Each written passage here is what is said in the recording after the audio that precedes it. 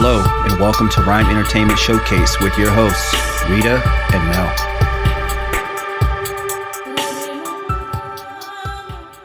Hi everyone, and welcome to RIME Entertainment Showcase. Today we have a great episode scheduled, and we are speaking to Cecile, who's also known as DC Glenn, the Brain Supreme from Tag Team. Welcome. What's going on? How you doing this fine day? Great. Thank you. Thank you Good. so much for being our special guest. Mm-hmm. So, obviously, we have to start with the question, whoop, there it is, has been a huge success over many, many decades. When you made the song, obviously, with like your group Tag Team, did you expect that it would be such a major hit? Back then, yeah, because my hubris was out of control, and I thought I was the best thing ever, and every record I made was going to be a hit record.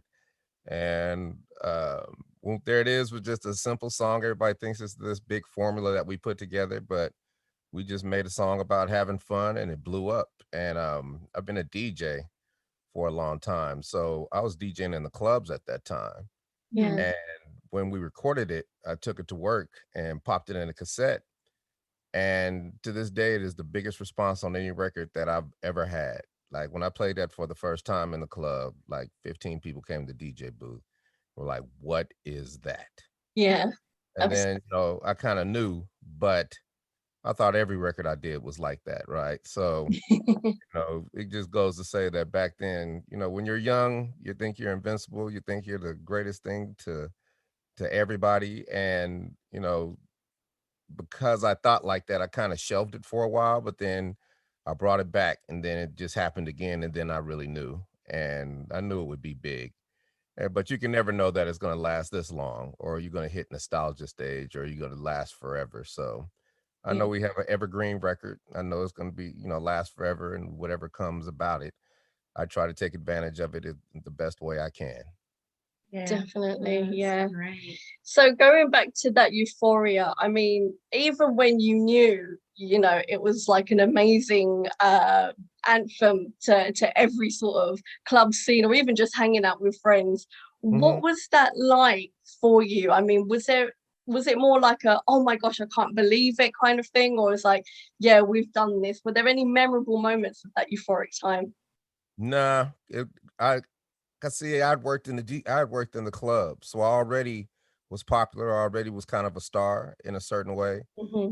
and it was just more work for me. I looked at that whole era as trying to make the right decisions, trying to do the right thing, and trying to make my career last, right? And I can't say there wasn't euphoria, but I never got caught up in it because I never really wanted to be a star. I never really Yeah. wanted to be the limelight. And because I watched so many other stars rise and fall, I was coming Mhm. to the clubs that I knew I couldn't be that dude. So therefore I carried myself a little different, right? Most people don't even know who I am. They know who I am, but they don't know they wouldn't recognize me. And I love it that way because I get to live my life. So for me, Yeah. you Yeah. know, I was happy, but when you say euphoria, there weren't too many times it was like that. But Yeah. I am grateful, and I was happy, and we did have fun. And don't get me wrong, we did our thing. So that's where that is I hate to disappoint you, but it is what it is. That's fine. Yeah. It's good that you were real about it. So amazing. Mhm. And I Yeah. think, what's great about that is that it's almost like the music did the kind of Exactly. like, it was the For music you. that did it for you. You got to still be the person who you are. You didn't have to really change who you are with the mindset Yeah. you have, but the music was the hit, and that's what people embraced. Mm-hmm. Mhm. Yeah. And it's still that way to this day, right? Even with a Geico commercial that runs every day and the whole nation sees at the same time, I still carry myself in a way where people don't really recognize me. Yeah, absolutely. Yeah. Great. Because not many people are able to do that. I mean, what would you say is it a mindset thing? Is it what would you say it is that helps you to be able to disconnect from that and have your own life? Because I like to do what I want to do, right? I love to have my freedom. I love to go where I want to go. I love to just, you know, move in the shadows because I can do more that way, right? Now, don't get me wrong. When I need to be a star, I can be a star, right? You know, if I have to go into a, you know, if I have to go into a boardroom, or if I need to get in a boardroom or wherever I need to get, that's when I use it. But other than that, you know, I stay normal. It's almost like having a superpower. It's like I throw on that cape, my feathers come out, and then I'm like, okay, here I am. Right? I'm just a mild-mannered guy who just lives in society and drones along with everybody else. I love it. I love it. Definitely. We've got our own Clark Kent here then. Amazing. So, I mean, looking through, like, obviously your journey within the industry, the music industry, there was a point where there was an incident with signing a terrible contract. Are you able to kind of talk through what that was like, or what you noticed were the red flags so that you could not, you know, be involved in a similar incident again? No, okay. So back then, I knew the contract wasn't the greatest, but I didn't care because I was young and I wanted to be a star, right? And that's how everybody does. You can't. That's something you're not going to be able to get young people to understand. You know, if you've been making songs and grinding that hard for the many years, you don't care. You kind of don't care. You just want to be a star. And even if somebody had told me, you know, no, if they had told me, I probably would have did it different. But you know, it was good for a while. It was good for about 4 years. Then the record company went bankrupt, and another record company bought it out of bankruptcy. And then those two record companies, you know, got embroiled in lawsuits. And then we were in the middle, right? And what it did, it effectively stopped our career because we couldn't make no more records because we would have had to adhere to two record companies in a legal battle. And that just I was not up for that. So what I did is I didn't look at the glass half empty. I looked at the glass half full. And I said, well, what can you do? And I basically became a paralegal, right? Because I started organizing all the discovery. I started finding all the cases. I started monitoring both sides and seeing what their tactics was to win the case. And I had it documented, and I knew I would have my day in court. So I did that for 20 years, right? But in the meantime, you know, I had to, you know, it faded, but we still doing shows. And I went back to DJing. And I'm still making a lot of money because I changed my life to correct the mistakes that I had made by signing that contract. Yeah. I will never ever, you know, get taken advantage of financially. So I became a licensed commodities broker, and I traded Forex, I traded commodities, and then I tried to start a hedge fund. And, you know, I've done so many things. I started running my life like a corporation. When I was at the clubs, I put together business plans and did the marketing for all the clubs. And, you know, the key to it is you make yourself invaluable in any job that you're at. So if I'm at a club, I'm going to make myself invaluable. I'm not just a DJ. I'm your sound guy. I'm your light tech. I do your flyers. I do your television commercials. I do your radio commercials. I do your fashion photography. I do everything. And now I'm valuable, right? But it's not because I want to do extra work for the company because I love it. It's because you have to, you know, you have to skill up. And the perfect time to upskill is when you're at a job you can't stand, or if you're at a job that you love, because you can learn everything about that job and do extra. And, you know, one, make yourself invaluable, but two, you're learning things that are going to serve you later as you transition out of that job you don't like or like. Exactly. Right? And if you can do that, you're always going to have smooth transitions into the next thing because you're going to be prepared because you know what your skills are. And then you start liking those skills, and then you become masterful at those skills.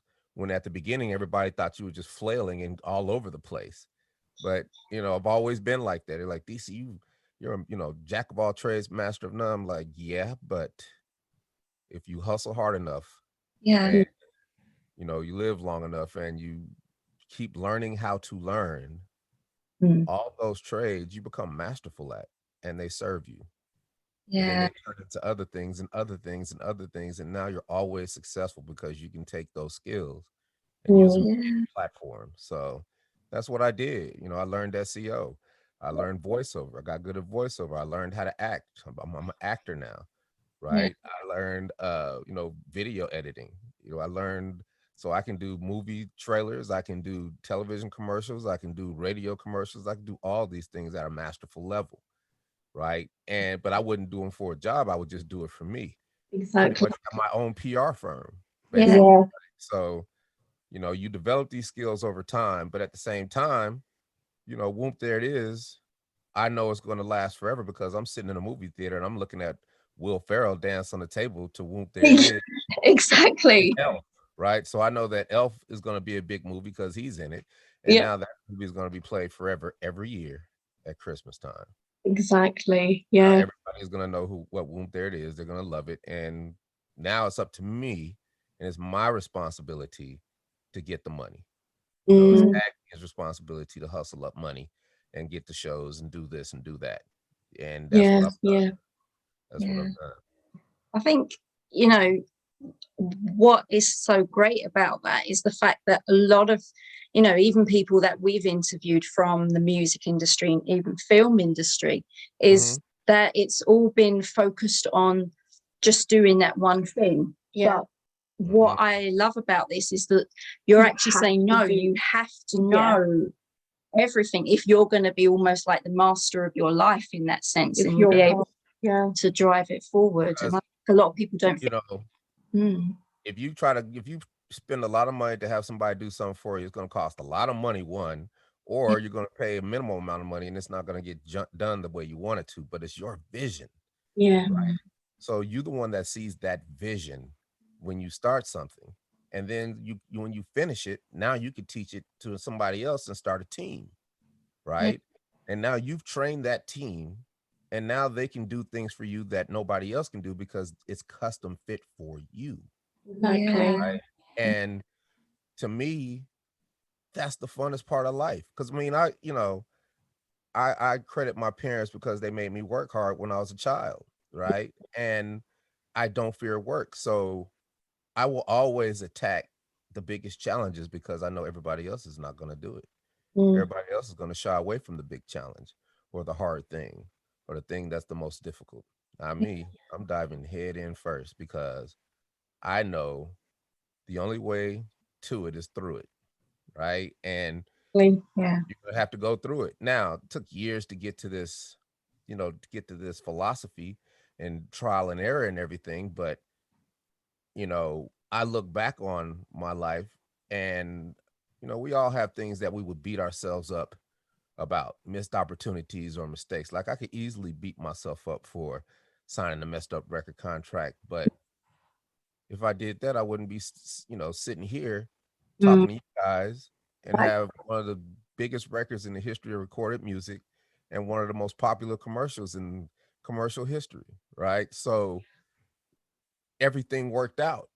Yeah. So, you know Exactly. what I'm saying? And then sometimes, you know, when you're younger, you're just not ready. You know, you just have to get ready, and that's okay.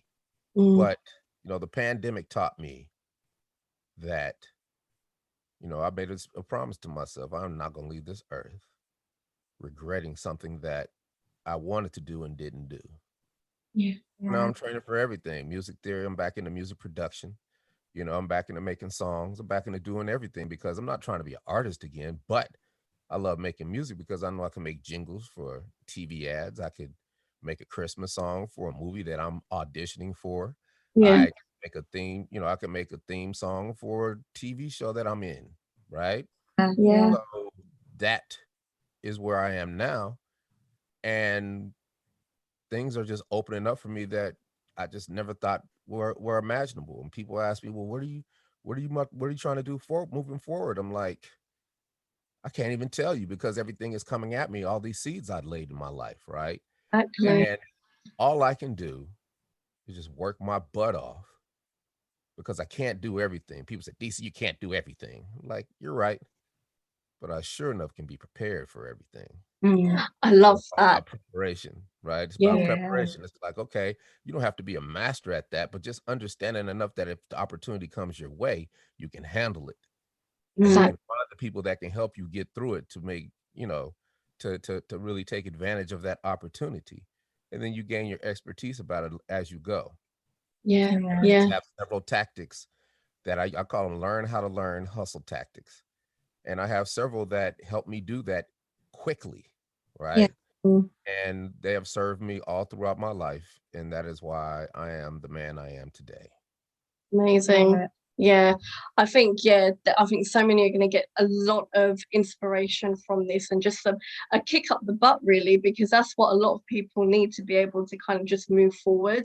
So again, I know it's giving me one as well, so this is excellent stuff. But quite weirdly, now I know we've spoke about this quite recently this week, and the fact that you mentioned around the pandemic, a lot of things stopped for so many people, but you have to push on. You've got to find other creative ways of just moving forward, be it pandemic or non-pandemic. You've just got to keep going and try things and say yes to opportunities. So let me tell you how my pandemic went, Yeah. right? Yeah.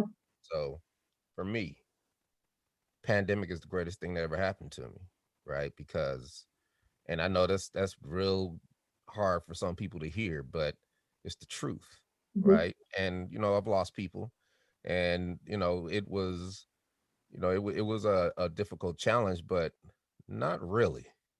If you got common sense and you stay safe, you're gonna be all right. It's that simple. You know what I Yeah. mean? So, I think the pandemic is the greatest thing that happened to me, because what happened is it made everybody stop at the same time. Yeah, exactly. And a Yes. lot of people always say, I'm hustling, I'm doing this, I'm doing that, my life is great. But then, you're driving and you're revving the engine and you think you're doing it, but then you look outside and you're like not going anywhere. Yeah. Down and you're like, I'm not going anywhere because I'm stuck in mud. My wheels are spinning. Right. Now, I don't feel I was in that situation, but some aspects of my life I had been in that situation. I've known that situation. Yeah. And what I did, I was like everybody else, what am I gonna do? What am I gonna do? What am I gonna do? I can't do shows, I can't do this, I can't do that. And I was like, oh, but I can do this, right? So I redoubled my efforts and I went back to the beginning and started voiceover from scratch, because I started voiceover in 2009. Yeah. Very difficult because and I couldn't figure out why it was difficult, but it was difficult because it's just a difficult thing. And I thought I could whoop, there it is, my way through anything back then, right? Yeah. And I record every acting class, everything I do, I record. So I had all these recordings of everything I've done over the past 10, 15 years. And I went back in the month of March 2020, when everybody thought we were going to turn into zombies and start eating each other. Yeah. And I organized them all. And then I started to reinvent myself. Yeah. And I listened to my first voiceover lesson, and it was heartbreaking, because I had to listen to myself have a conversation 11 years ago. And it just was just cringeworthy, because I realized that the reason I wasn't succeeding. I was in my own way, right? Yeah. And but it was also inspirational, because at the same time, because I didn't give up, I was just like, okay, there's gonna be a long, hard road. You just can't give up. And because I kept going, and because I became an actor at the same time as well, I started acting in 2018, but I had been in class every day, sometimes 2, 3, 4 times a day Yeah. until the pandemic, right? Just training. And when I went back over that old stuff, I realized that I had the best coaches in the game, because I understood the language now. Yeah. I Yeah. said, let me do this first voiceover script over, because it was just making the hair on my arms it was just making my skin crawl, because I was so bad at voiceover. And I did that first script over again, and when I listened to it, it was angelic, because for the first time in my life, I had had mastery over my voice. Yeah. In the month of March, I went through 42-hour sessions that I recorded, just taking notes and just understanding what they were trying to teach me. And it was easy, and everything fell into place. And I started booking instantly. and I was booking like crazy. And then because of all that hard work I put in, and because I'm thinking different, I always think different. But my coach from LA, acting coach from LA, called me and said, I got a movie for you. I'm casting this movie. You want to be down? I was like, yes. And she said, you got travel. It's in Nebraska. I was like, I got a hazmat suit. Let's go. Yeah. And I shot my first movie in April of 2020 in Nebraska, and it's also going to be a documentary too. So it's like I shot two films in one, called My Corona. And then 2 months later, I shoot another movie called The Mediator. Just by somebody called me up, say I got a part for you, right? Then I book a holiday campaign for this big grocery store chain in the U.S. And then I book a Tyler Perry House of Pain episode. Excellent. And then here comes Geico. So because of the reinvention, Yeah. Yeah. the because of the the the tenacity and the steadfastness and not even worrying about the virus, I was able to reinvent myself and catapult myself to a level that I had only dreamed of, right? Yeah. And at the same time, um, after the story of the Geico commercial is a good one, because usually a Geico commercial will warrant you being on tour, because Salt and Pepper did their Geico commercial in 2014. They didn't stop touring till the pandemic. And I had booked a national Pizza Hut commercial for before the pandemic started, but then it was for March Madness for basketball, and it got snatched. So I was upset. I wasn't upset about any of it because I was glad I booked. Yeah. Right. So, after we finished the Geico commercial, I was like, what are you going to do? Because you're not going to be able to do shows. And I said, I'm not about to give up, though. I'm going to take these lemons. I'm going to make me some good lemonade. Lemonade. Yeah.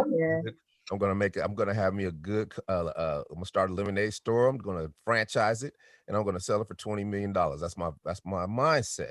Yeah. So I said, get a publicist. So I have a meeting with my agents, and we're trying to get us a publicist. And all the publicists were like, well, hey, we don't know what to do because we're working from home, and we usually do this and that and that and this and that. And I was like, thank you. So here's one of my my learn how to learn hustle tactics. Because every profession, right, there is an organization, society, or association. And that organization is filled with professionals that love that profession. And they want to innovate it, and they want to make it get better, and they have conventions every year, and they have seminars, and they do all the things that are in their field to make it better. And what I do is I join the organization, and I said, okay, you don't want to help me help me, you don't want to be a publicist for me, I'm gonna be my own damn publicist. And I joined the National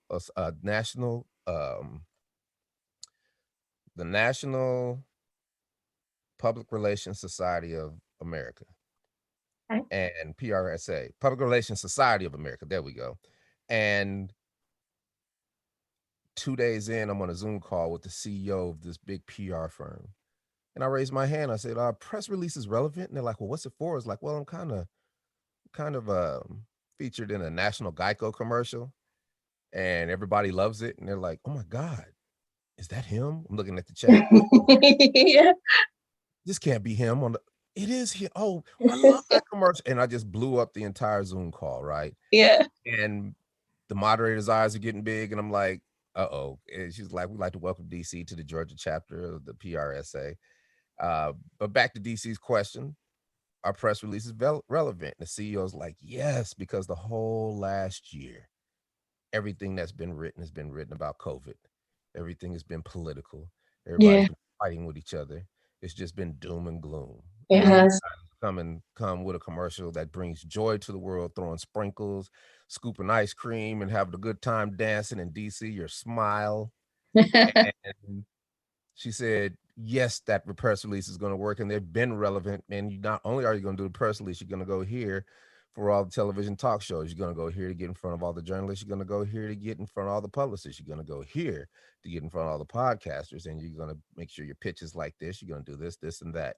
She gave me the entire breath Wow. of her professional career and her game and her hustle in 10 minutes.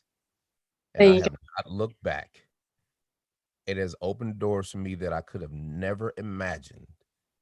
And it is the reason that you and I are talking right now. Absolutely. Yeah. So it's like your journey is almost whoop, there it is. You know, There it is. Exactly. Yeah. But I mean, it,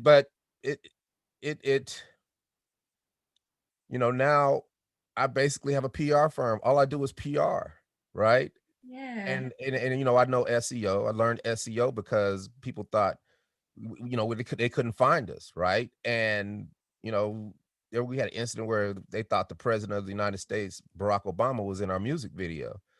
So the whole world blew up, and we're doing interviews from New York Times and CNN and everybody, right? And then at the end of the week, I was disappointed because I'm like, I had nothing to show for that, right? And the reason why is because I didn't have a web presence. We didn't have a website. We didn't have, the social media was sporadic. I didn't have it together then because I was doing so many other things. So while I'm at the club, let me learn how to do SEO, make a website for the club. Let me learn how, all this works. And 10 years ago, you type in tag team, it was all wrestling. You type in tag team today, it's all tag team, right? And that's a testament. So that's how this whole Geico thing got started, because I get a call from my agent for acting. And it was like, DC, you just booked a Geico commercial. I'm like, why are you playing with me? I didn't even audition for a Geico commercial. And it's just there. Like, DC, you booked a Geico commercial. They said they want to tag team. I was like, oh, so because I got that web presence now, I have a phone dedicated to the tag team line. They called the phone, left a message. Then they went online, and the first thing came up was my IMDb profile. And then they got my agent's number and called my agent. And you talk about synergy. Now I can let my agent make the deal, and it is the most lucrative deal I have ever made in my life. Amazing. Talk about synergy and full circle, right? Yeah. Once that was done, then I knew I had work to do. It wasn't about being happy or euphoric. I knew I had work to do. Every time you have a milestone, there's 100 times more work to do, because it's not a milestone, it's another opportunity to be great, right? And I said, let me start working on this commercial and approach it like an actor. So I said I wanted to go in with 6 or 7 things that I could just have in my pocket and pull out and ask the director, can I do? And we had our production meeting, and the director was like, DC, anything you want to do, you can do. I was like, cool. I was like, I tried to make a spinning scoop, get somebody to fabricate it, but I couldn't. He's like, don't worry about it. It'll be done tomorrow. I was like, whoa, we're in the big time. Right. And I was like, I don't know why kids love sprinkles, but they love sprinkles. I want to have a ton of sprinkles. I want to do the salt-based sprinkles. I want to do a LeBron James sprinkles. I want to do a sprinkle food fight. I want sprinkles everywhere. I want to where kids look at this commercial, they go to their parents, they say, Mom, I want a party like this. Exactly. And there's a dance that we do, and then the other actors do a little improv. We just did so much. And all those little things, because of preparation, are the things that made that commercial great. Definitely. And we shot it, and that was it. And then back to that press release, I dropped that press release 5 days before the Super Bowl. And once I dropped it, 300 entities picked it up. And now I'm on talk shows, the biggest sports talk show, and before Super Bowl Sunday. And then we got a Super Bowl commercial. Right?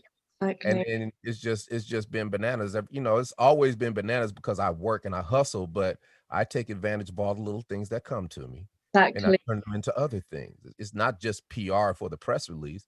It's the fact that now I've got 300 do follow links back to my website, which makes my website a nuclear power engine for anything I want to do the rest of my life.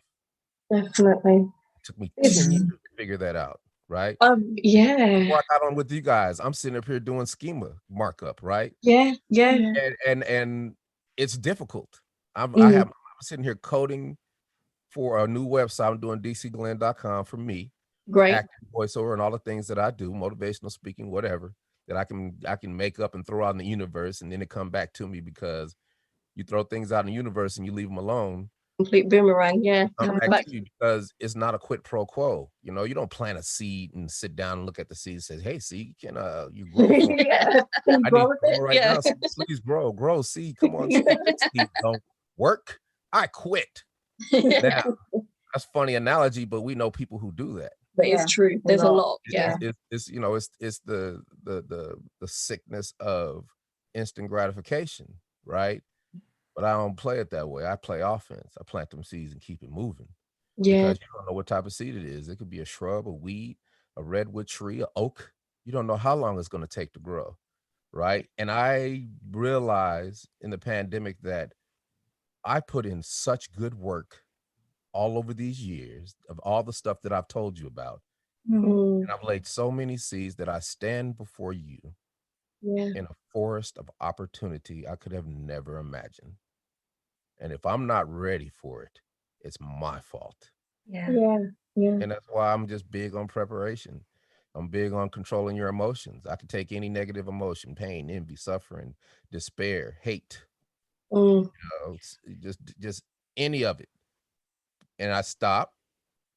I don't react viscerally. I take it, I put it in my pocket, hold it inside, and use it later for fuel. Mm. Perfect example. If I got an audition Monday and I'm arguing with somebody last week and I'm still angry about it, and I'm not angry, but it's in me. Exactly. Now I have a chance to release it, because the script calls for me to be a little angry. So now instead of me trying to find a character or be a caricature, I pull that out my pocket and the character becomes me. And then now it's based and it's real in reality. And that's what acting is, right? Yeah. And I do it so effectively. I take those nuggets, and those are the nuggets that it might take me a whole week to figure out the littlest thing, but it might be the littlest thing that is the key to your success. So I go through and I do the work. And because you do that, the biggest thing that has happened to me is that I love to be wrong, because being wrong and admitting that you're wrong, admitting that you didn't get it right, you kill your ego and you sequester your pride. If your ego and your pride are out of the game, then I love being wrong, because being wrong is the path to being right. And you'll never be wrong at that again. Right? You open your mind up to endless opportunities, endless possibilities. You're thinking, you're forced to think in a positive way. You're forced to think about solutions, not the problems, not the excuses that everybody gives you. I love when people give me excuses, because I've come up with 5 solutions to that excuse. Exactly. When people call me with their problems, they're like, blah, blah, blah, blah, blah, blah, blah. Yeah. I'm like, oh, Yeah. Great. what's the solution?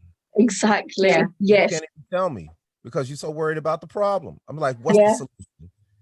Oh, what do you mean? I was like, look, all you have to do, and this is what I do. I don't know what everybody else does, but this is what I do.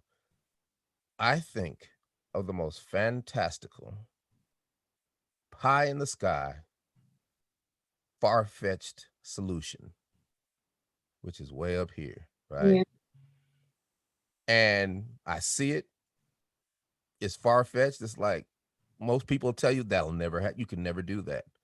But what I do is effectively create a business plan backward, and I work my way back to practicality. Exactly. Yes. And I'm halfway there, right? That's What can right. I do?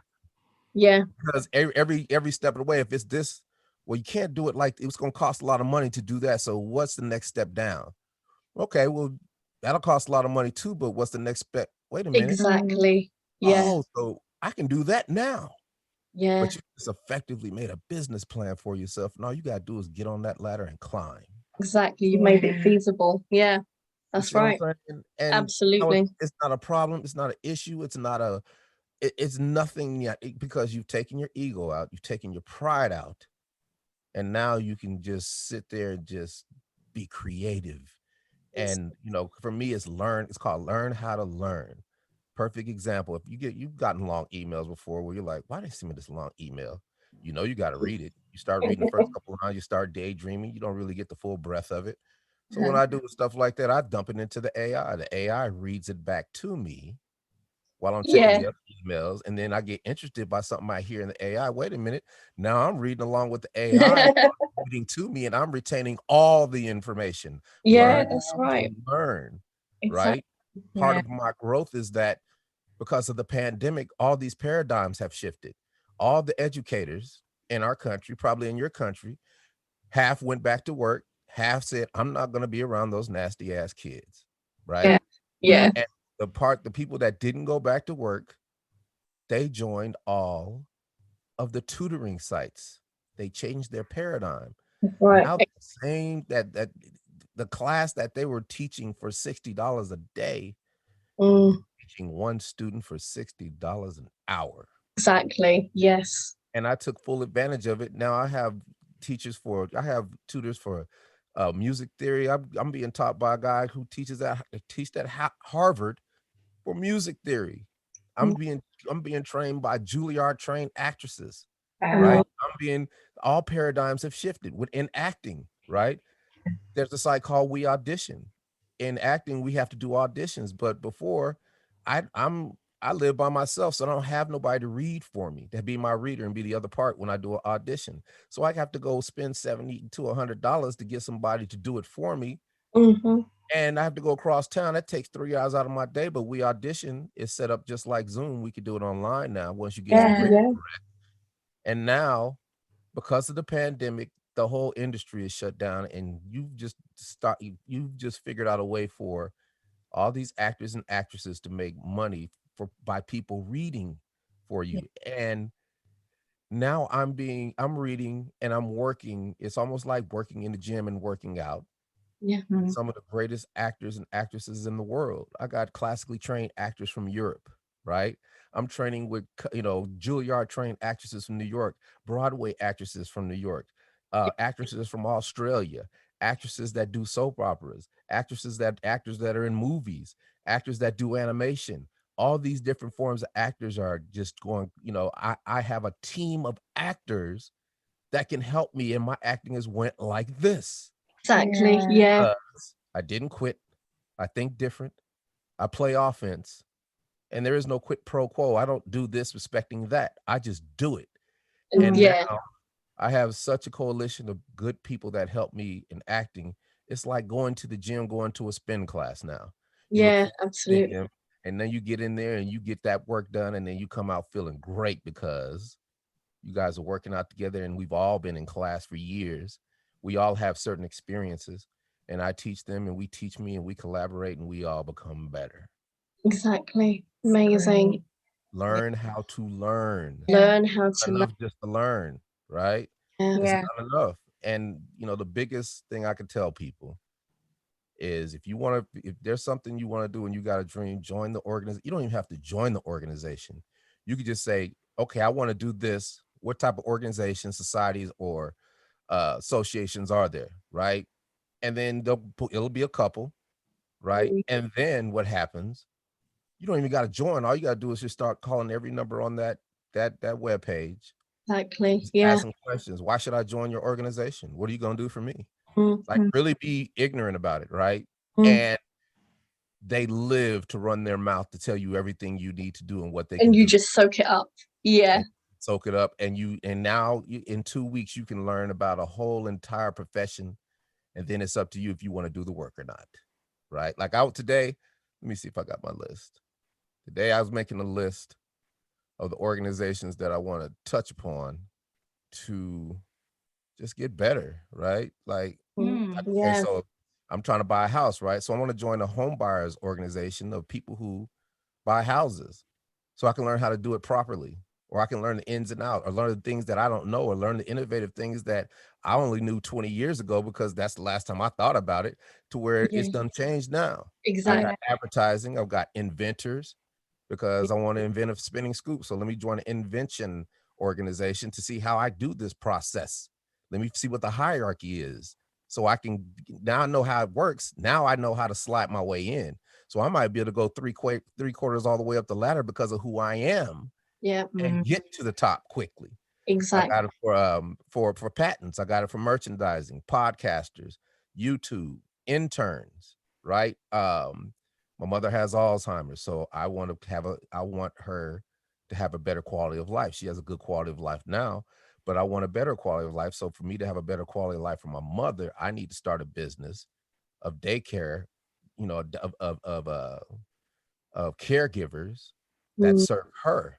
Exactly. I want to build her a staff through a company, be bonded and insured, and then now she has 24-hour care, and she can have a better quality of life.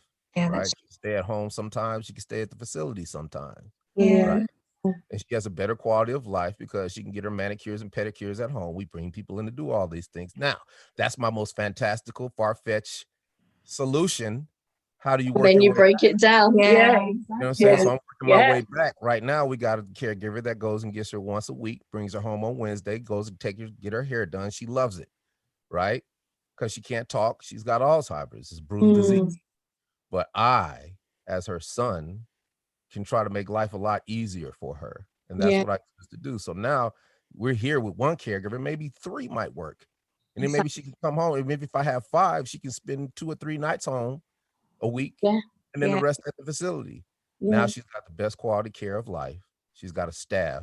They're dedicated, because you can't run it like a regular caregiver service, because regular caregiver service, all they do is pull from a pool of different people. You don't, Yeah. they're not And vetted.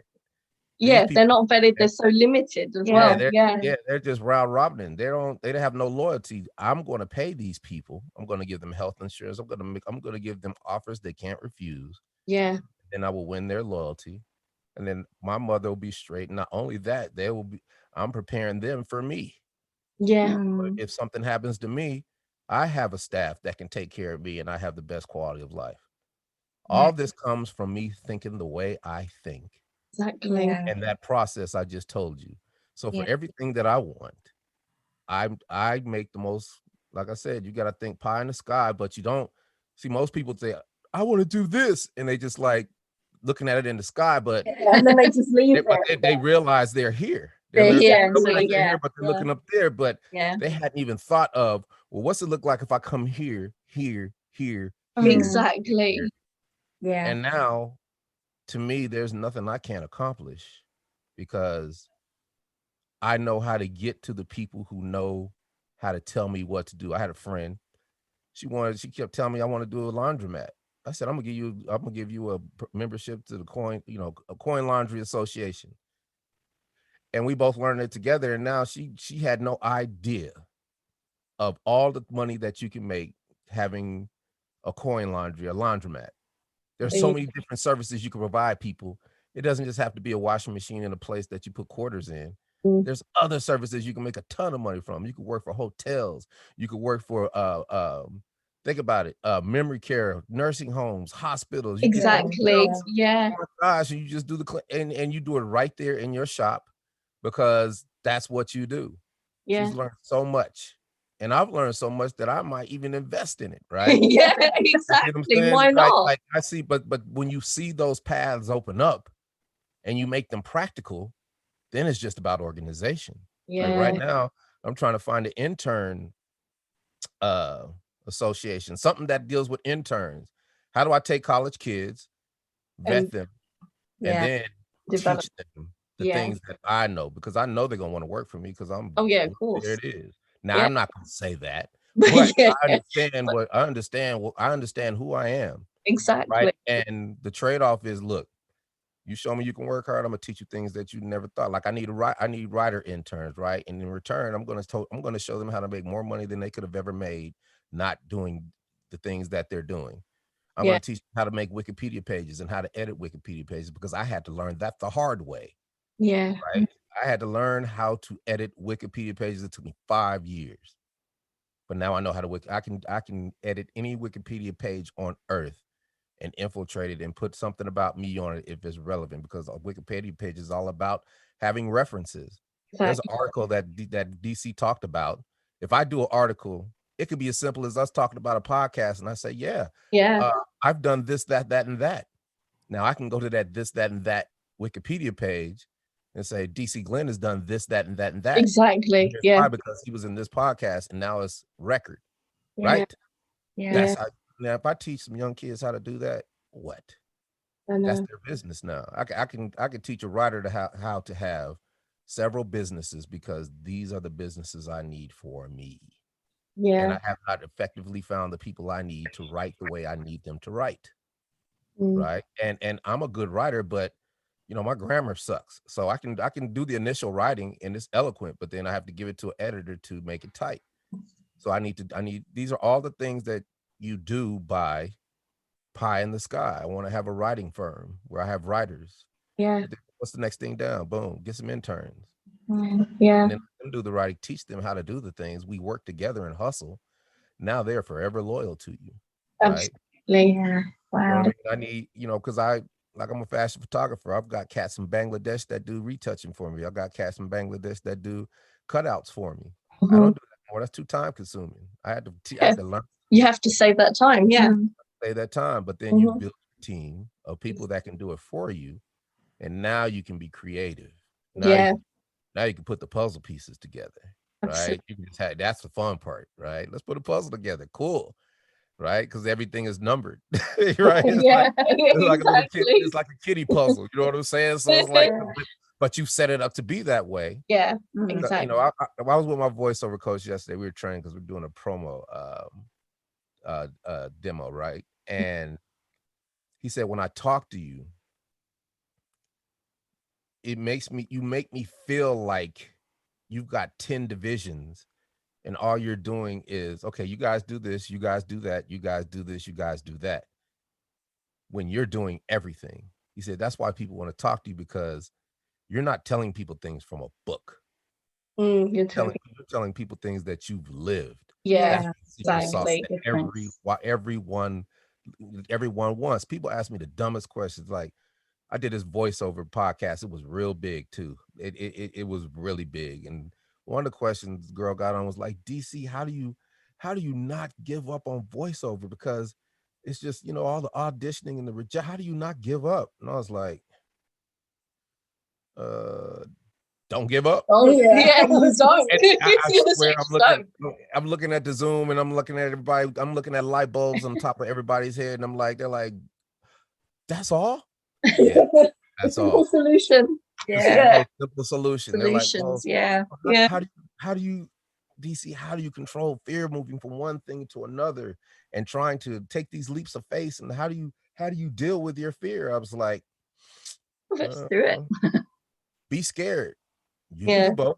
You can be scared and still keep it moving, right? Yeah. You face your fears and you just keep going. You're gonna always be scared. You're gonna always have fear. You're gonna always have those emotions. You just don't let those emotions control you. Exactly. That's the point. Use them as fuel, right? Okay, I'm scared of this, but hey, fuck it. That's cool. Yeah. Right. And next thing you know, it's like, wow, that was easier than I thought it would be. Yeah. Well, but then some things are harder than you thought would be, and then it requires you real intestinal fortitude to keep moving. Yeah. That's those are the exercises we develop. Those are the tactics. And it makes us stronger. Yeah, it makes you stronger. It helps you become more limitless. I could have been sitting here old and bitter because I signed a messed up record contract. Yeah. What am I sitting here as?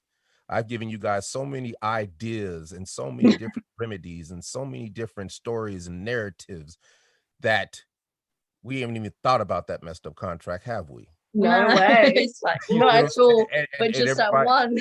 It's funny. Everybody comes to me. It's like, well, see, since you guys are back in the limelight because of the Geico commercial. Well, this is a story of resurrection, a story of redemption, a story of this. I'm like, no, it's not a story of that. This is a story of steadfastness, never giving up, tenacity, perseverance, hard work, playing offense, and keeping it moving. Period. Right? And the pandemic is teaching me that everybody is sitting around waiting for it to come back the way it used to be, and it is never going to come back. Not back to that.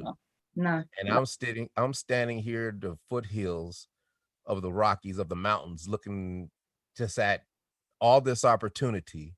And I'm thinking to myself, there is a reason they say there's gold in them dar hills. Exactly. Because I'm looking at a mountain full of gold. It's up to me to put the work in to extract it. Yeah. Mhm. Yeah. That's simple. And now everything, like another analogy I have, people like this one. They're like, now everything is custom, right?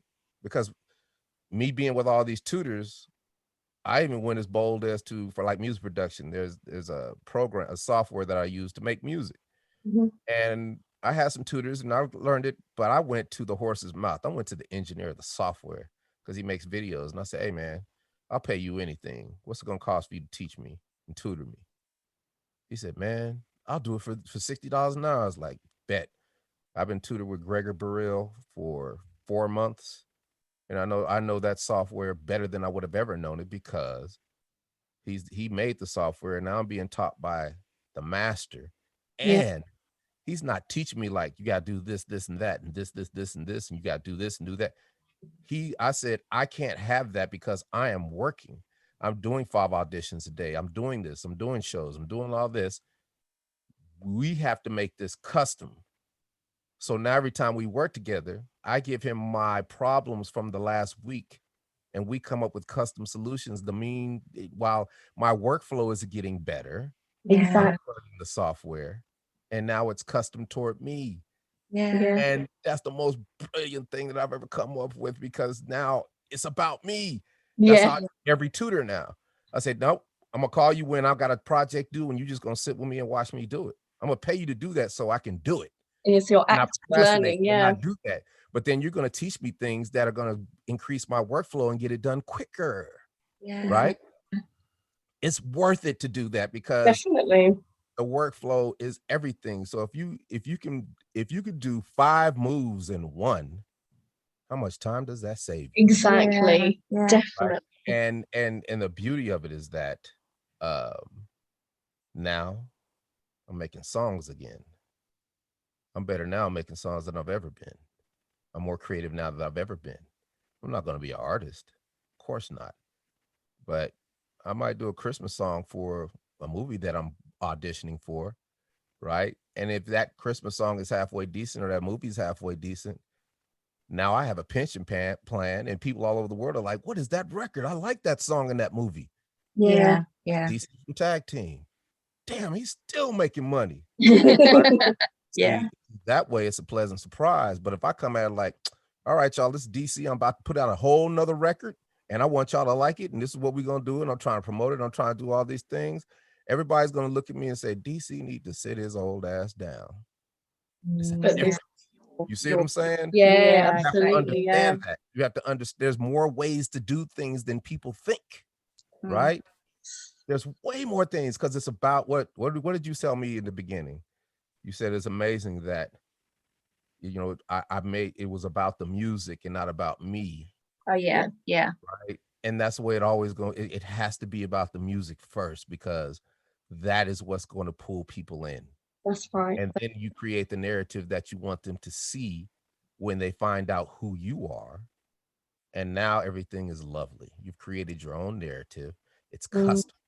So it's like now we're coming. I'm looking, you can make your own lane custom to you to That's achieve your right. goals. Then you can build another lane and you can build another lane. And what do you have now? You have a highway that can take you wherever you want to go. Love it. Brilliant. Well, I know for one, viewers that are watching, you are going to be, literally so many positive points that you've made here, DC, and so much encouragement. And again, for anyone who's basically sitting on your bums, not doing anything, you've got no excuse.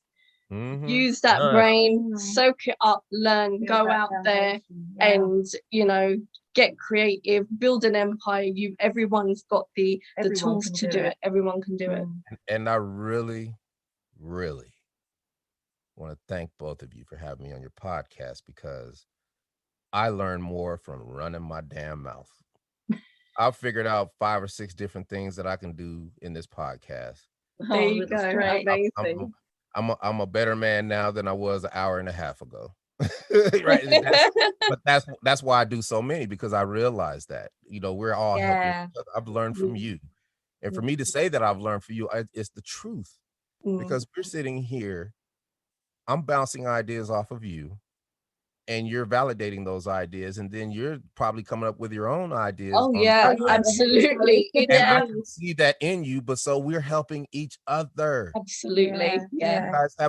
You guys now have a spark that you can go out and you can think a little bit differently, and that might be the thing that puts you over the top. That's right. Yeah. And all I'm trying to do is talk to people and tell them the things I wish somebody had told me when I was a young man. Exactly that. And that's my responsibility. That's my mission. And my theme of my life is you give what you want first. That's so for right. me, I have to give everything I got. I have to give you all of my knowledge. I have to give you everything, the good, the bad, the ugly, because I want it all. Yeah. I want it all. When I say that to people, they look at me like I'm crazy. And I'm like, keep looking like you're crazy, because you're going to look at me 5 years from now and you're not going to be looking at me crazy. You're going to be looking at me with the mouth open. Like, Yeah, exactly. Yeah. So I have to get back to work because I got more coding to do. Yes. Exactly. You guys have me on, and Thank you. Whatever you need, hit me up. I can help you. All right. Thank you so much, DC. It's great All right, cool. show. Thank you. Hi, everybody. Oh, before we go, sprinkles. That's my famous thing. Brilliant. Thanks, DC. Yeah. All right. We hope you enjoyed the show. Stay tuned for more Rhyme Entertainment Showcase.